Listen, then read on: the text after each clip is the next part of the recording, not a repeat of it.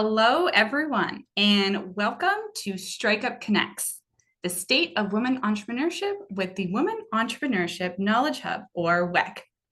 My name is Heather Cannings, and I'm the lead for StrikeUP Canada. We're thrilled to have you with us today. We're excited to kick off celebrating Small Business Week by hearing renowned research presented in the State of Women Entrepreneurship in Canada report, the ultimate resource for gaining deeper understanding of the progress, barriers, and enablers in women's entrepreneurship. The Women Entrepreneurship Hub is a national network with accessible digital platform for sharing research and resources and leading strategies. With 10 regional hubs and a network of more than 250 organizations, WEKH is designed to address the needs of diverse women entrepreneurs across the region and across sectors. For our new audience members, StrikeUP Connects is a free webinar series that we offer throughout the year to connect women entrepreneurs community with educational content, tools, and resources from our growth partners. If you've missed any of our past sessions, you can catch the replays on our website. And don't forget, we're gearing up for our annual StrikeUP conference in February. So be sure to follow us on social media or sign up for our newsletter to stay updated on speaker announcements, event news, and more. Just a quick note before we begin, this webinar is being recorded and a copy will be sent to all registrants post-event.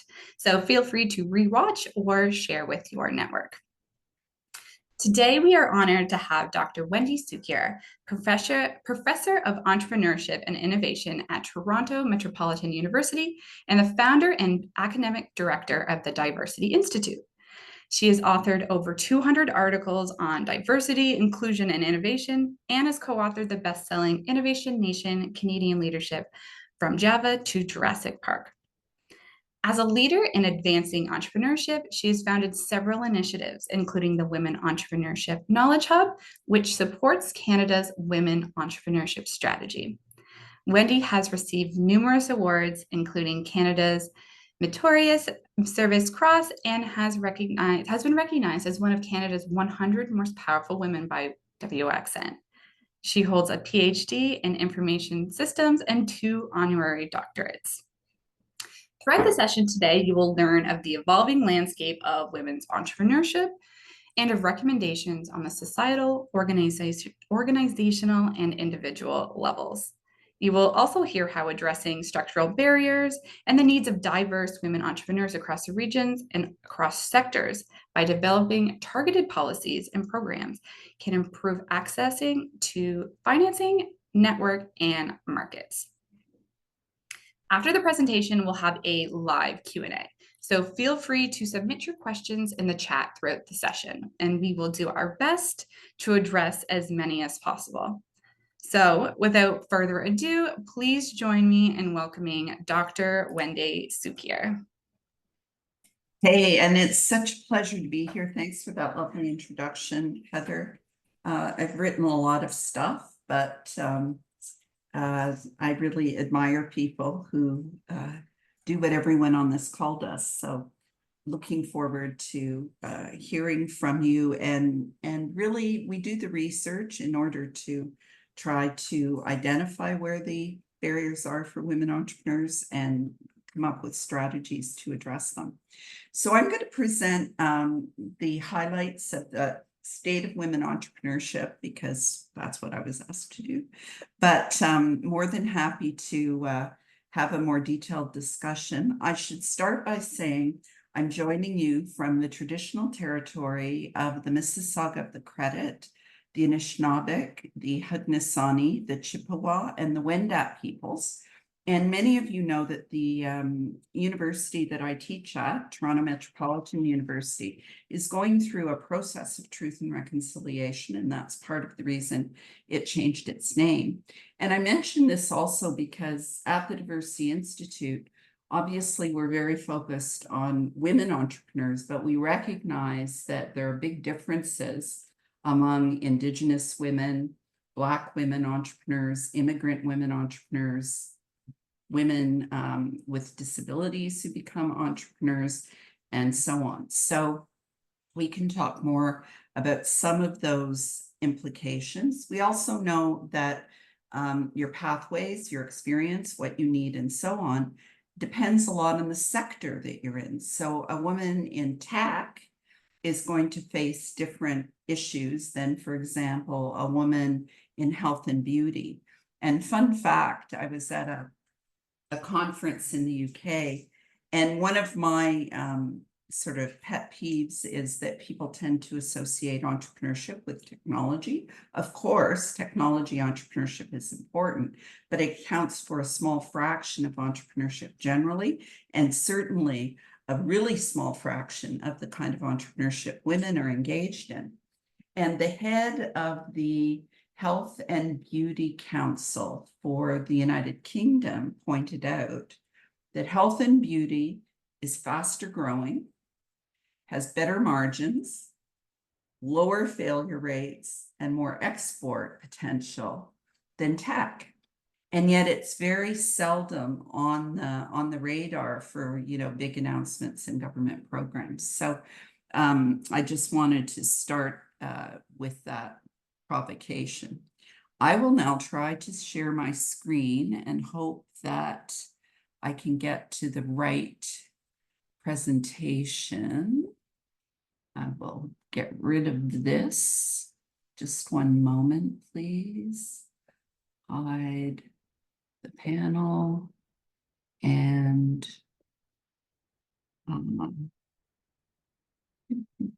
I wish someone would sing away while I try to get this set up. The Jeopardy theme song might be most appropriate. I'm not really a good singer, so I won't put people through that. Anyway, here we are. Can you see my agenda? Yes. Perfect. So just a bit about the Diversity Institute. The most important thing is that not just we're old, but and we're big. We have 100 full-time staff, but we're based in the Ted Rogers School of Management. And so we have a real focus on the links between equity, diversity, and inclusion and organizational performance. That doesn't mean that we're not feminists. It doesn't mean that we're not committed to social justice. But what it does mean is that the reason we think investing in women entrepreneurship is so critical is because it will drive economic performance as well as sustainability. And so when we look at women's entrepreneurship in Canada, it's really important. And another thing that irritates me is very often people compare us to the United States when they're talking, for example, about investments in R&D or productivity. It's really important to recognize that in Canada, 90% of private sector employment is with small, medium enterprises compared to only 50% in the US. So in the US, you have a lot more really large corporations than you do in Canada. And that just highlights the importance of us starting up and scaling up businesses. We also know that there is a gender gap and that if women equally participated in the economy, it would add $150 billion to our GDP. And we know that women continue to face barriers. The Women Entrepreneurship Knowledge Hub is part of the government's overall women entrepreneurship strategy. And what I really like about the Women Entrepreneurship Strategy is not just that they fund us, yay, but that it takes a whole of government approach. And I'll explain that in a moment because I do think it's really important. So they've set aside funds specifically to advance women in venture capital. They've set aside funds to make sure women have more access to financing. They set aside funds to invest in organizations like the Women Enterprise Organizations of Canada and Corrales and many others that support women entrepreneurs, and they've invested in us. And I should be clear, we provide some direct services for women entrepreneurs like our Ask Give platform and some other things, but really our focus is on supporting the ecosystem. And when I say that they have a whole of government approach, why it's so critical is they've not just set aside funding, a pocket of money for women entrepreneurs, which unfortunately people can give and people can take away, and that's easy to cut. But they've also put together a committee to look at what it means to support women entrepreneurs in every single department of the government. The Department of Agriculture, the Department of Defense, the Department of Environment, although that's not what it's called anymore. And why that's important is if we can get governments at all levels, if we can get financial institutions across the country, not to treat women as a separate thing, but to really embed what I would call a gender and diversity lens into the design and the development of their programs, that frees up way more money than the billions of dollars that are in the women entrepreneurship strategy specifically. And I'm more than happy to talk about what that means in more detail. And I have a couple of examples. One which I'll talk about is the fact that public sector expenditures on procurement are over $200 billion. And the government of Canada alone is over $20 billion. That's a big pot of money that women should be getting their fair share of. And I'll talk more about that afterwards. The Women Entrepreneurship Knowledge Hub is sort of the B2B in the women entrepreneurship strategy. So we have 10 sites across the country, and our focus is on collecting research, understanding people's experience, making recommendations around what will strengthen the ecosystem. So some of the highlights from the last State of Women Entrepreneurship report, which is really important, I think, is that women are a growing percent of business owners. Despite the devastation of COVID, women are getting closer and closer to 20% of majority owners of businesses in this country, up considerably from 2017. The other thing, and this is something that we really emphasize, and I'd be interested in hearing more from you, is in Canada, there are about 120,000 businesses majority owned by women, okay?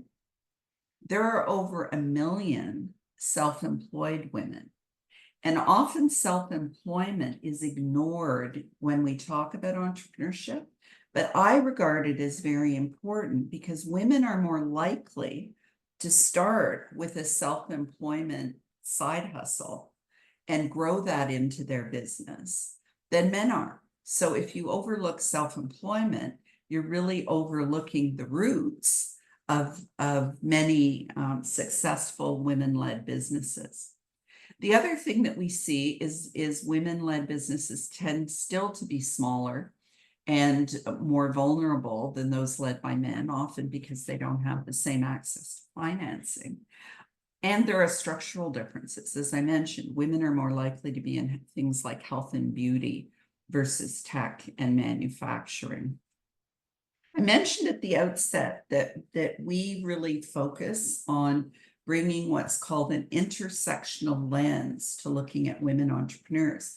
So recognizing that Indigenous people, racialized people, particularly those who are Black, those who identify as 2S LGBTQ+, those who are Muslim, and especially Muslims who wear visible signs of their religion, those who have visible or invisible disabilities, those who are newcomers, and so on, face layers of barriers and sometimes advantages in their entrepreneurial journey. So we know, for instance, that immigrant women entrepreneurs far more likely to export. And we know within certain ethnic communities, for example, within the South Asian community, women are almost half of the entrepreneurs. So lots of things to look at. This is just one example of why we think it's important to look at disaggregated data. This is a study that was done by the Black Business Professional Association during COVID. And it wasn't just women, it was men and women. But what it did is compare the experience of Black Business Professional Association members with Canadian Federation of Independent Business members. And you can see that the impact of COVID was much greater. So businesses not fully open, businesses closing down. Look at I am concerned that my business will have to close permanently. 39% of CFIB members compared to 85% of BPPA members. And look at the final line, no capacity to take on debt. 55% for CFIB members compared to 98% of BPPA members. And yet a lot of the COVID relief programs relied on debt and getting people to take out loans. So when you take this and you intersect it with some of the issues that women entrepreneurs generally experience, you can see Black women entrepreneurs are more likely to have additional barriers. And if they're also immigrants, that adds yet another layer. If they have intergenerational trauma, that adds another layer, and so on. If they're refugees, that adds another layer. So it's really important to keep that in mind, because we do see women entrepreneurs generally earn less and have less financing than men, and those impacts are compounded. So when we think about what we can do to support women entrepreneurs, obviously access to capital is important.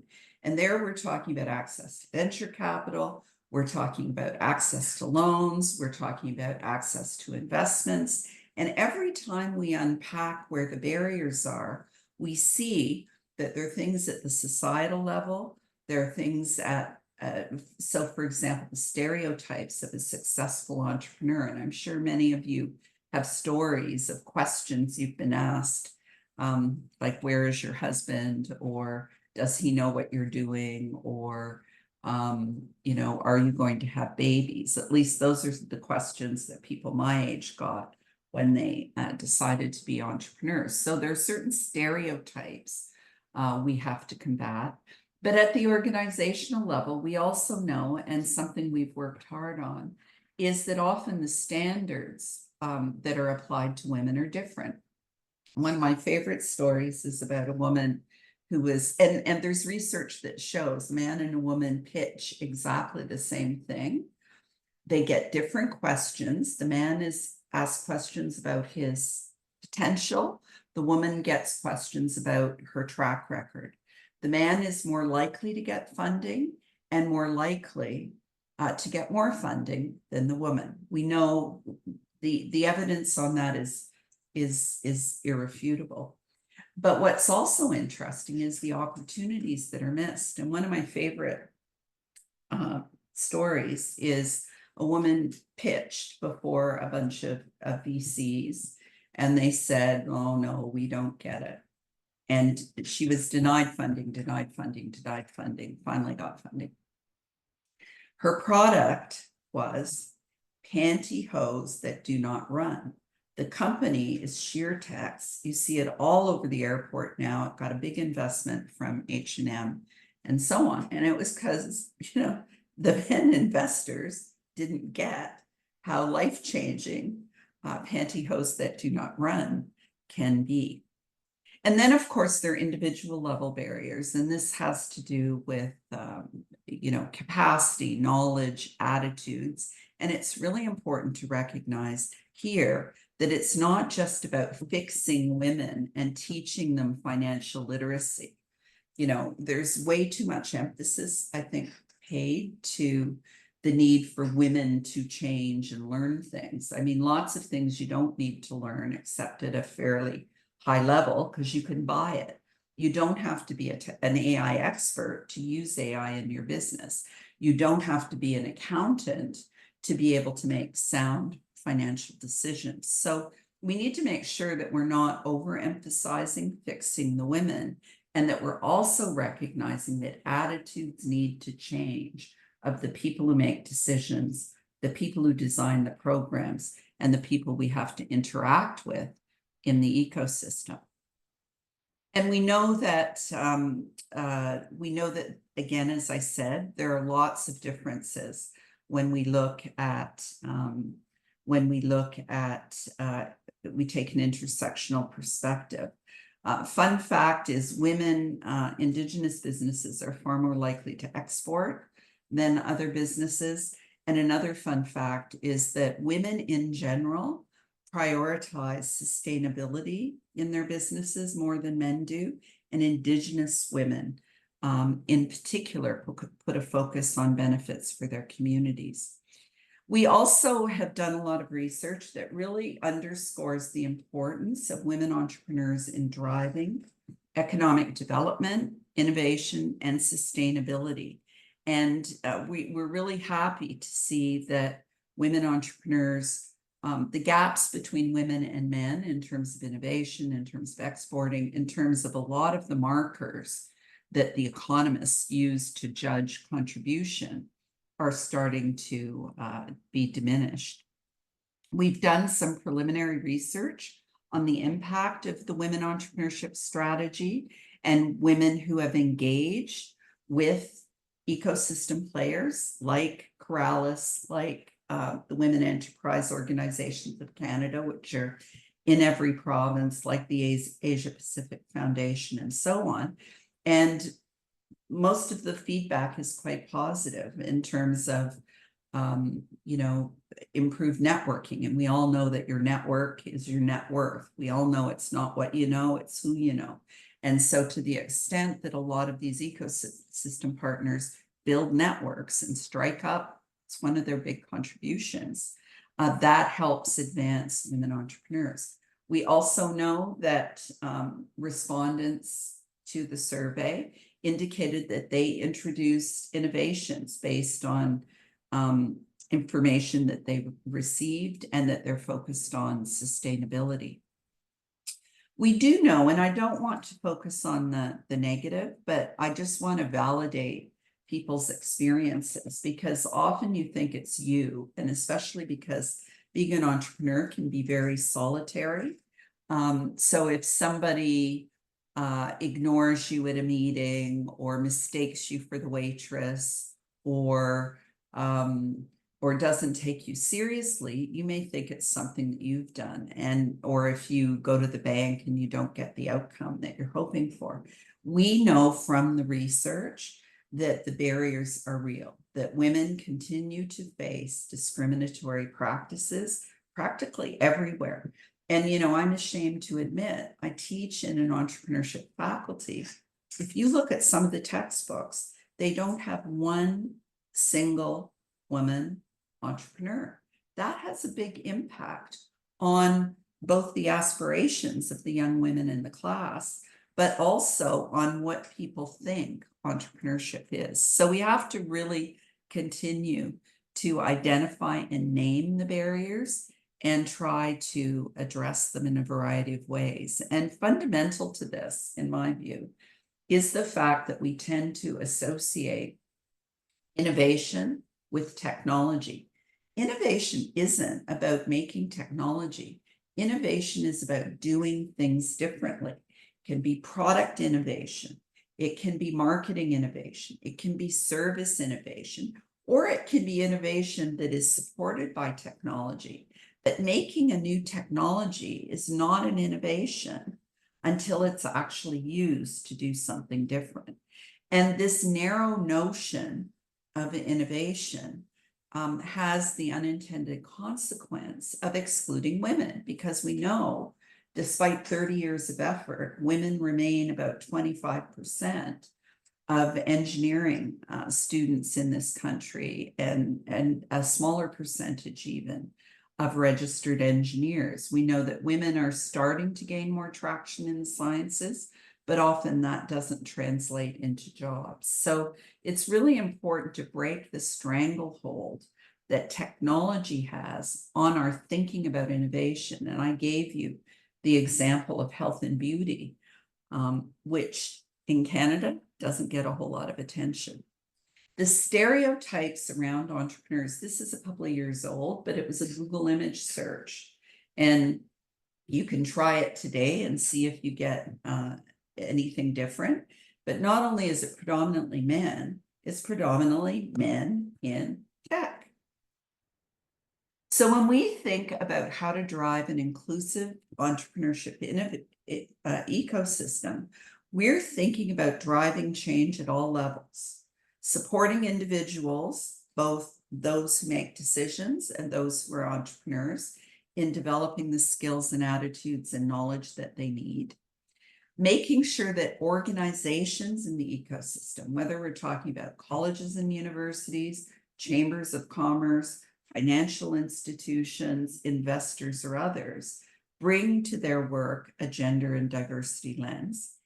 And we continue to tackle these broader stereotypes and policies. I would argue that Canada's childcare policy, for instance, is going to have probably more impact on the fortunes of women as entrepreneurs and in the workplace than just about any amount of money that you could invest. So at the societal level, we focus on really teasing out those structural issues, stereotypes, infrastructure. We did a study recently of Indigenous women in tourism, primarily in the North. And in addition to all of the obstacles that we often hear about for women entrepreneurs, access to internet, running water, roads are among the high priorities. So it's really important to understand that entrepreneurship requires infrastructure. We also continue to focus on policies. I'm a big fan of the Investing in Women Code from the United Kingdom, which has been picked up by the World Bank. And all it does is it requires banks, venture capitalists, and angels to report on who they give money to. What percentage of the funding went to women? How big were the loans, grants, investments that went to women, and so on? You would be amazed at the resistance among financial institutions to simply sharing that information. I can tell you that despite a lot of the attention and the marketing and the great campaigns that you see, the amount of funding that still goes to women among many of the major banks is single digits. And some, it's 2 to 3%. So we have to challenge those stereotypes. We have to celebrate successful women entrepreneurs across sectors. Many of you have probably heard of Celine Dion and her struggles with stiff person disease and know some of her songs, but a lot of you probably don't think of her as an entrepreneur. She's worth $800 million last I checked.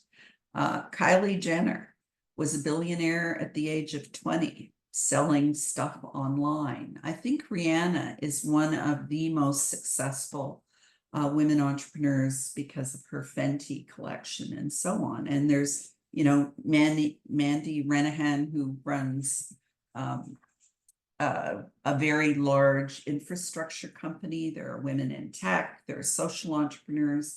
Tara Fraser was the first Indigenous woman to own an airline and now is building electric planes. So we need to celebrate and recognize all of those examples. We also need to measure impact. And I don't know if any of you pay a lot of attention to government policy and announcements and various things, but you'll hear on a regular basis, you know, $100 million being invested in a quantum computing company or an e-vehicle company or whatever. Governments make lots of big investments to try to attract large corporations, especially in tech and so on. And we believe those are all good. Like, you have to invest in the future and growth in large corporations and so on. But we also believe that you can show that investments in women entrepreneurs pay off dollar for dollar, even more than some of those big investments. And so we've worked with Corrales to look at what happens with their money. So they got $10 million, a lot of it crowdsourced, which they invested into a number of Canadian ventures at 0% interest. The repayment rate was 92%. So what that tells you is $800,000 of the 10 million didn't come back. So effectively the net was $800,000. With that $800,000, 932 jobs were created. And every single one of the ventures they invested in addresses some of the Sustainable Development Goals. I would defy government at any level, to show me a case where they created jobs at $1,000 a pop, right? So this is an example of how we can use the research to really push the agenda for investing in women. We also have to get organizations to really commit to changing their practices. There's a lot of performativity when it comes to issues around gender and diversity, you know, rainbow flags and we love women and different campaigns celebrating EDI commitments. We want to see the beef. We want organizations to set targets. We want them to leverage procurement. We want them to put their money where their mouth is. We want them to look at meeting the needs of women, and we want them to really combat bias and discrimination in a real way. And we have tools to help them do this that address everything from their governance to their human resources, culture. Culture can be toxic when it comes to supporting women. We want them to measure and disclose where they are. We want them to build connections. And most of all, we want them to embed a gender and diversity lens through their product and service development processes. Think about who these products are going to serve. Think about how you're marketing. Think about how you're distributing. Think about how you're supporting. And that applies to banks. It applies to large retailers. It applies to IT companies. Using supplier diversity is absolutely key. You know, it's great to get a loan. It's great to get an investment. It's great to have, you know, money from friends and family. But there's no substitute for a customer. And there's no substitute for a big customer. So we have to really encourage organizations that say they're committed to women entrepreneurs to buy from women entrepreneurs. And that includes both tier 1 suppliers, the big ginormous firms that often get the big government contracts to build bridges or aircraft or whatever, as well as the tier 2 suppliers that are subcontracted for that work. As I mentioned, government spending in Canada is $200 billion, and the federal government alone is $22 billion of that. We know that the private sector is embracing supplier diversity programs, especially large multinationals. Most of the big banks, most of the big automakers, most of the big technology companies in Canada now have supplier diversity programs where they say they will commit to spending on women, on Indigenous peoples, on racialized people, persons with disabilities, and others. So as an entrepreneur, you need to think about where the opportunities are. And a lot of people go, oh, you know, government builds bridges and buys aircraft. There's nothing in it for me. There are a lot of government contracts that are under $25,000. They buy products, they cater, they buy graphic services and consulting. And it's really, really important, regardless of what your business is, to keep an eye on where those opportunities might be in the public sector. Now, a lot of small, medium enterprises say that it's too complicated, it's too difficult. And I can tell you, as somebody who's been on a lot of government contracts, it's often true. I have a PhD and it's tough. You know, it's writing a 150-page document to get $100,000 to many people will seem not worth their while. But often once you get in to the supply chain for government, you can stay there. And there's some really good support services, Procurement Assistance Canada, for example, that's designed to help build capacity of entrepreneurs to take advantage of those opportunities. I'd be interested because I think people's immediate reaction is to say, government isn't a potential client for me. Most cases, that's simply not true if you think more creatively. Government directly may not be a client for you, but people who are selling to government may be your clients. So it's really important to keep an eye on public sector opportunities, to think about whether you can bid on projects yourself or whether you should attach yourself to a larger, more experienced organization, and think about signing up for one of the programs that certifies women entrepreneurs, Indigenous entrepreneurs, racialized entrepreneurs, Black entrepreneurs, and so on. So the final thing I want to talk a little bit about, and then we'll open for questions, is thinking about skills. And I said at the outset, I don't think we should focus on fixing women. I think we should focus on helping women do what they want to do, identify what they need to do it, and help address the gaps.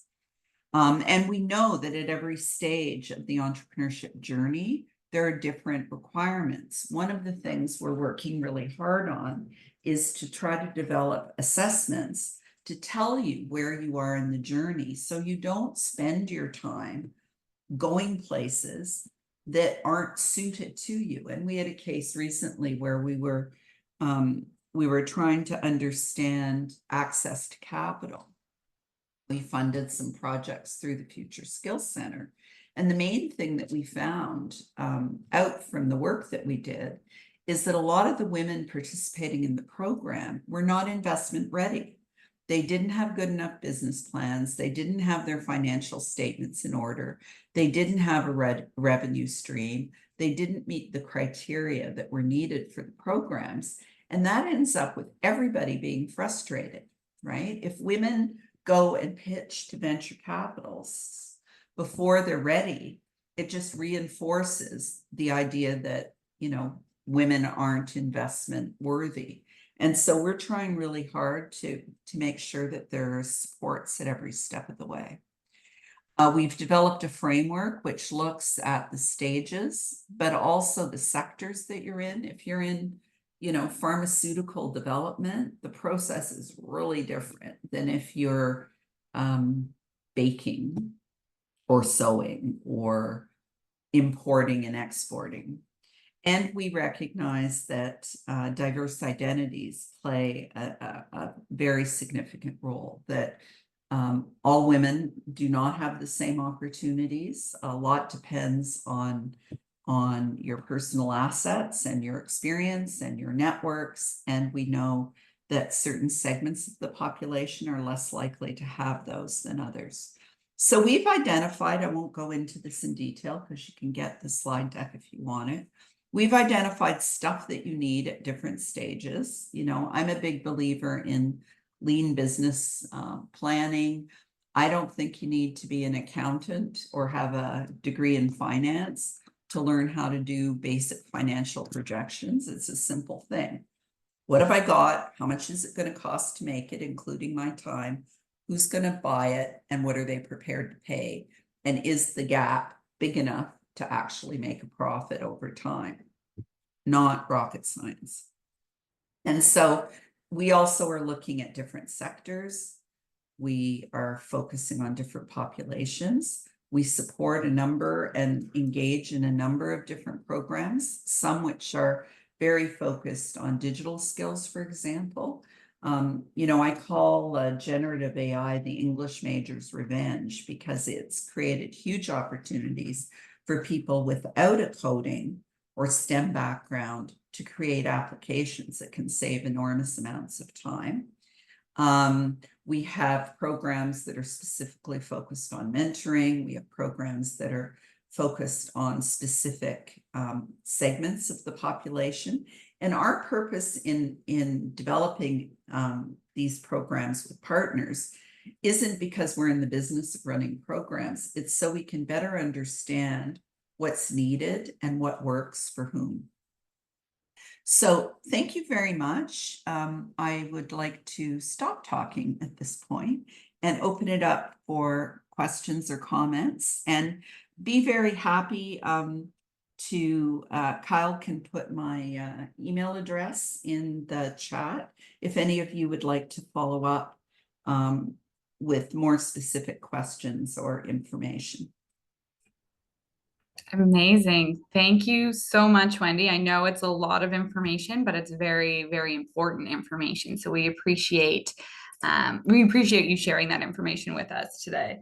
The Women Entrepreneurship Hub is instrumental in progressing research and deeper understanding of the entrepreneurial landscape of women entrepreneurs in Canada. So again, we thank you for sharing your powerful insights, your data, and your recommendations for the future of women entrepreneurship.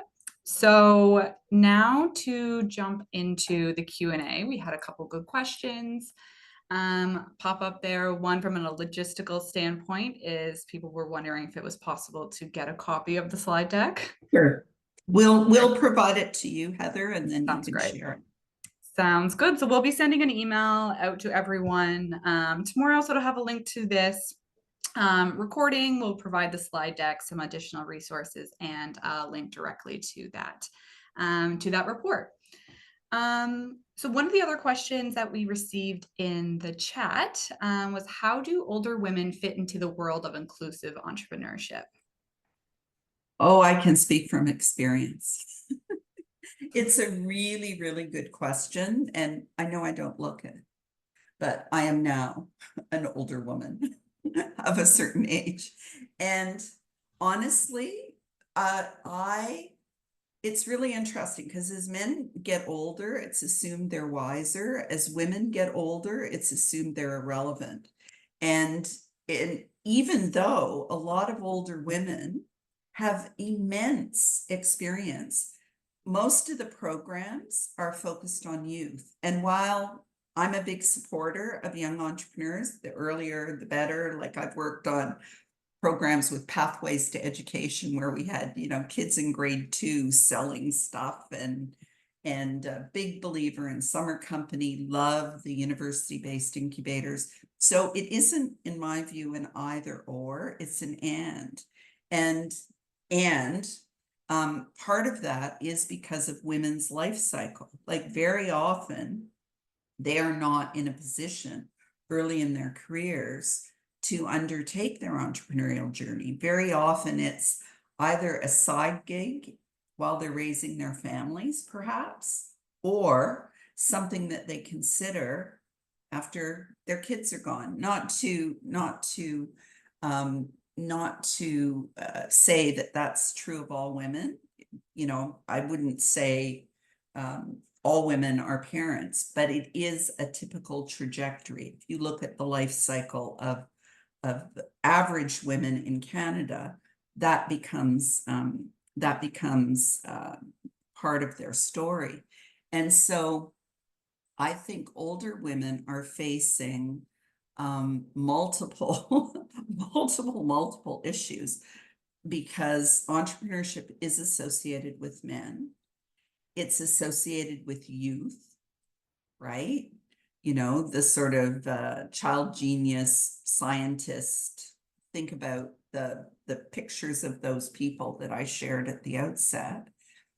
And as a result, older women often are completely excluded. Like, I'm sure I'm the oldest person on this call. I'm very often the oldest person in the room on discussions around entrepreneurship and innovation. So it is something we really have to work on, in my view. And we've actually proposed a number of very specific programs targeting older women for entrepreneurship, but also for digital skills. And I've seen it myself. Women come out of the workforce, often to raise their families, and then they try to go back in the workforce, and re-entering the workforce after a 5-year block or even a 10-year block becomes really difficult. I became a vice president that went into administration at the university. I was a professor of information technology management. And after 10 years of doing administration, I gave up and switched to entrepreneurship and innovation because the technology stuff, way too complicated for me. So, and I am not atypical of a lot of women. So we need to really think about those issues. Thank you for raising the issue. Yeah, we got a great comment here in the chat as well, that you had a great answer for that ageism impacts women across our life, and it really hurts a lot when we get older. So obviously what you're saying is resonating with the audience that we've got here today. So one of our other questions we had pop up from Raya says, it feels like government spends a lot of money in traditional tech, but how do we ensure access can be held in other areas that women are currently participating? So those sectors like health and beauty that you spoke about. Or social innovation. I see another question about that. You know, it's a combination, I think, of frankly advocacy. It's very difficult as an individual to drive change at the level we need to drive it at. But, you know, government policy at the end of the day is based on votes. Everyone on this call should know who their member of parliament is, because too often initiatives focused on women, and I can, you know, I could name names, but I won't online. I've been in meetings with parliamentarians that think that an investment in women entrepreneurs is kind of wokeness, right? An investment in Black entrepreneurs is kind of, you know, post George Floyd, we had to do something, so we'll do this.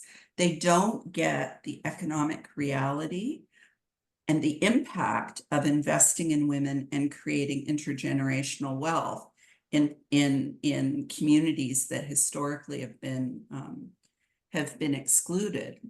And so it's kind of like one-on-one, you know, you go see your local member of parliament with a story about your business.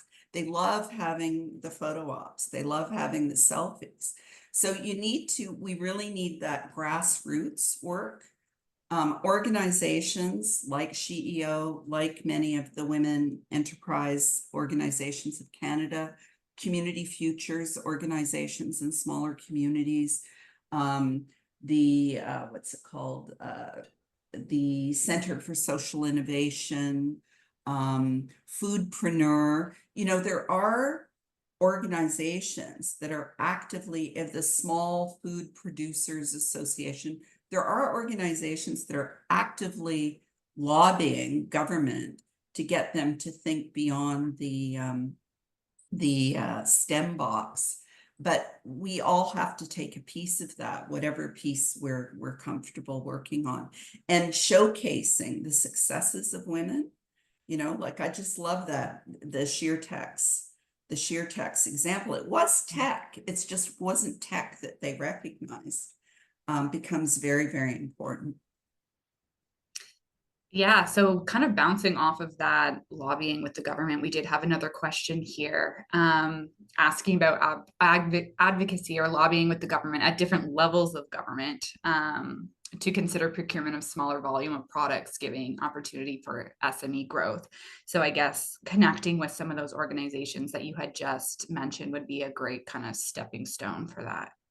Absolutely, but it's also local. Like all politics eventually is local, and municipalities. Some of them, I was amazed. We were bidding on a project several years ago with the Calgary Police Service, and they wanted to know, all of our diversity data, all of our diversity programs, right? London, Ontario, City of Toronto, a number of municipalities have got procurement policies in place. Kingston, I think, is just starting one. But, you know, women often are not actively engaged in economic policy development stuff. And it's critical. Like, you got to pick up the phone, you got to write a letter, you got to talk to folks who make decisions to get them to think about what the opportunities are. And then, of course, there are those organizations like WEKH, CAMC, and so on that do heavy lifting, lobbying at the top levels. But all that needs to be supported by each and every one of us in our day-to-day work. Amazing. So we had another kind of comment here from a newcomer to Canada who's looking for resources to support their early journey into entrepreneurship. So you do have any suggestions where would be a good spot for them to connect? So depends on where they are. Maybe they can type that in the chat. So in Toronto, we have Scatting Court has programs. We partner with them. The Digital Media Zone has programs for newcomers, primarily in tech, I think. There's also the Brampton Venture Zone has stuff for newcomers. Skills for Change at one point, and Access, both immigrant serving organizations, have streams around entrepreneurship. I think in Halifax, iSands does as well. So with specific questions like that, I'm more than happy, given that it's not 300 people online, I'm more than happy if someone, you know, just wants to send me a note and ask for a connection. Perfect. Yeah. So it looks like they are in Winnipeg. So if you want to connect after this, Tosin, it may be a great opportunity to connect with Wendy with the email address that was thrown into the chat here. And it's great. Some others in the chat are reaching out with some options as well, which is fantastic. Okay, so we've got another one here. So how do we address gatekeepers in key positions in government? So they're saying many Government of Canada programs have individual decision makers that control access to programs such as IRAP. So where a single person who has a potential bias can block women entrepreneurs from accessing key programs, or programs that have requirements such as you must have equity-based investor. So given that women receive such a tiny portion of VC funds, that is essentially discriminating against entrepreneurs. So you need to tell the stories, and it's funny because one of the things we've been working with on IRAP is a program to try to get them to push EDI out through the networks. And it's interesting because it's very clear that at the top they're very committed, but as it comes down to who the individual advisor is, whether they think you have a good business or not. So I think it's important to just, you know, if somebody treats you in a way that you think is unfair and inappropriate, either you go over their head, and it's not hard to figure out who that is. You go to your local member of parliament, or let us know, and we're happy to raise it sort of anonymously. But that is an ongoing issue, and that's why we're obsessed with trying to unlock access to those mainstream government programs, because that's where the money is. That's where the money is going to continue to be, and that's where women need to be playing. So thank you for raising that. Lots of work that has to be done there. Absolutely. So we have maybe time for one more question. If we've got anything else, or if someone wants to take themselves off mute, you're welcome to do so as well. Well, I see Diana's got her hand up. Yes. Thank you, Wendy. Oh, sorry. Sorry, I had to clear my throat. Thank you, Wendy. By the way, I love your pearls. It's so beautiful. Thank you for your time. So I'm in Ottawa, and I'm also trying to venture into entrepreneurship, and I'm wondering like how to go about stuff. For me, I want to register a business, but it's a podcast, and I want to know how I can go about registering that. And I also want to register a foundation, and I'm kind of trying to think about how I can register all of it like as an incorporation, and then do like the podcast and blog, and then the foundation like all incorporated. It's all like too many in my head. I don't know what to do. And then I have another business too, which is like a cultural something. I dance at events, but it's cultural stuff. And I also want to register that, but I really don't know how to go about the whole registration thing. And I'm thinking maybe somebody can connect me I with an think organization. I could be mistaken, but I think Paro may provide support in Ottawa. And if they don't, I'm sure we can get someone else, but briefly, the stuff online is pretty good. What I would say though is like registering a for-profit business, registering a nonprofit, you can do in half an hour, basically. It's not complex. You fill in the paperwork. With a nonprofit, you need a board and a bit of stuff.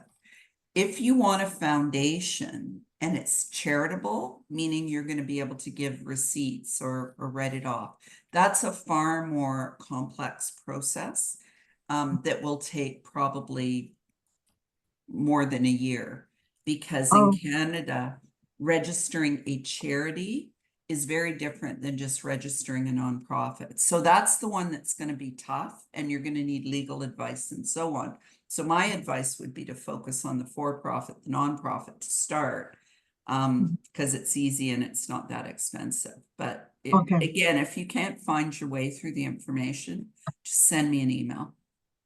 Okay. So email provided. Okay, thank you. I'll look for And the there are email. also some connections in the StrikeUP provides business registration support. So there you go. Thank you very much. Just threw a link in the chat there for you. So we hosted a StrikeUP Connects webinar earlier in the summer with Innovations Canada and Corporations Canada. They went over basically what your 101s are for registering a business. So those would be some great resources if you want to take a look at that webinar. You can follow the link there or check it out on our StrikeUP website to rewatch that. I think that would be a great resource, and they've got plenty of links and really great options for you from a learning perspective to figure out how best to kind of move forward early stages of your business.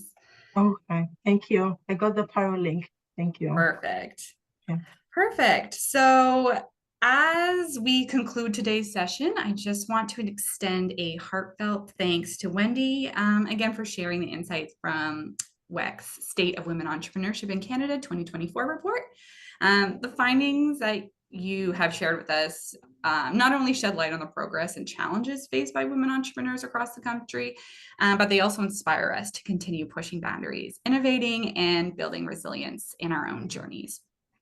Well, thank you very much for having me. It was a thrill. And I want to give a shout out to the Mennonites. I had no idea they were in the entrepreneurship space. So I learned something today too. I've worked with them on refugees, on immigrants, on all kinds of stuff, but they're providing entrepreneurial support in Winnipeg. Who knew? Oh, that's fantastic. Thank you very much. So we are continuing to celebrate Small Business Week, and we have a second StrikeUP Connects webinar this week. So feel free to join us on Thursday from 12 to 1 p.m. Eastern Standard Time for our webinar, Adapting to Tomorrow, Key Trends and Solutions for Your Business, which is presented by BDC. So Small Business Week is an initiative that was started by BDC in 1979 and is now celebrated annually across Canada, bringing attention to the contributions of small and medium-sized enterprises in the Canadian economy, and offering resources, networking opportunities, and workshops like ours to help entrepreneurs grow their business. So we'll be joined by a BDC economist who will be talking about 4 key trends to set shape for your business over the next 5 years. Throw the link in there to register to join that event if you've got the time. So after our final StrikeUP Connects webinar on Thursday, we will be taking a break until the spring as we shift focus, preparing for our annual StrikeUP conference for women entrepreneurs. So happy to announce that you can mark your calendars for Thursday, February 27th, when we'll be returning to this digital stage with a lineup of exciting speakers, and it is completely free. So we're excited to again share powerful keynotes, exciting panel discussions, interactive workshops, and invaluable networking opportunities, all designed to address unique challenges faced by women entrepreneurs across Canada, plus with resources tailored to support your growth. This is an event that you will not want to miss. So stay up to date on our speaker announcements, event details, registration, sign up for our newsletter if you haven't already. So it is a digital conference, and we want to thank WEKH for their continued support of StrikeUp, which ensures this conference remains accessible to all. So as a quick reminder, these presentations will be recorded, so you'll receive an email tomorrow with access to rewatch or share the webinar recording, along with a link to the State of Women Entrepreneurship in Canada report and this slide deck presentation. So thank you to all of you again for joining us. Thank you to Wendy from WEKH. We look forward to seeing you at StrikeUp 2025. So thank you so much, everyone, and have a great day.